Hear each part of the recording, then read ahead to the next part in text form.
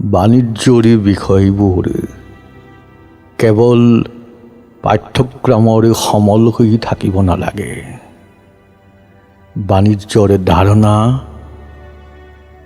আহিব লাগে সাধাৰণ জনতাৰ মাজলৈ সাহিত্যৰ সেন্দুৰীয়া বাটেৰে।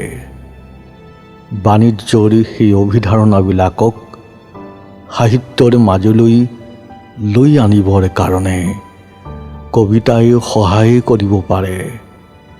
কবিতাৰ মনোৰম চৰ্চাৰে বাণিজ্য সোমাই আহিব পাৰে শ্ৰোতাৰ মনলৈ, পঢ়ুৱৈৰ মনলৈ। তাৰ বাবে এয়া এক অনভিজ্ঞ প্ৰয়াস। আশা কৰোঁ শ্ৰোতা দৰ্শকে আৰু পাঠক সমাজে ইয়াক আদৰি ল'ব। আচলতে এই সাউদ নামৰ কবিতাটো ৰচনা কৰা হৈছিল গুৱাহাটী বিশ্ববিদ্যালয়ৰ প্ৰাক্তন ছাত্ৰ ছাত্ৰী সমাৰোহত। গুৱাহাটী বিশ্ববিদ্যালয়ৰ বাণিজ্য বিভাগৰ প্ৰাক্তন ছাত্ৰ ছাত্ৰী সমাৰোহৰ স্মৃতিগ্ৰন্থ নামকৰণ আছিল সাউদ দ্য মাৰ্চেণ্ট।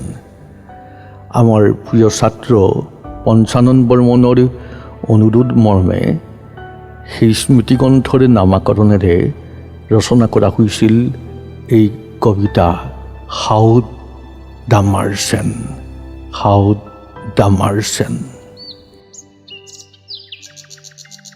তুমি উজাই নতুবা ভটিয়াই যোৱা, তুমি উজাই নতুবা ভটিয়াই যোৱা,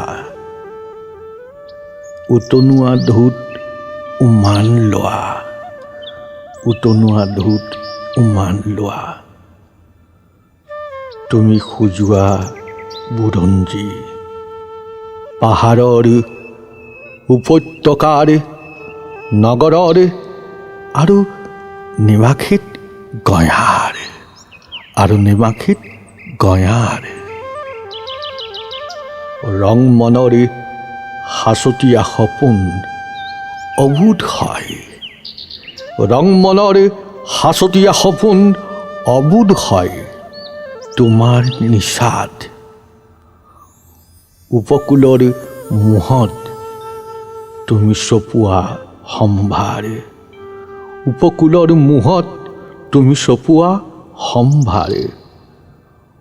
উপচি থাকে ডিঙাত দেশান্তৰৰ কলা, দেশান্তৰৰ কলা, মৃন্ময় অযুত ভাষা, মৃন্ময় অযুত ভাষা।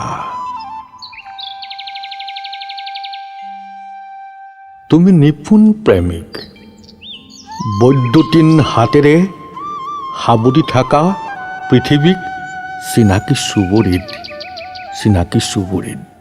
তুমি নিপুণ প্ৰেমিক, তুমি নিপুণ প্ৰেমিক, তুমি নিপুণ প্ৰেমিক।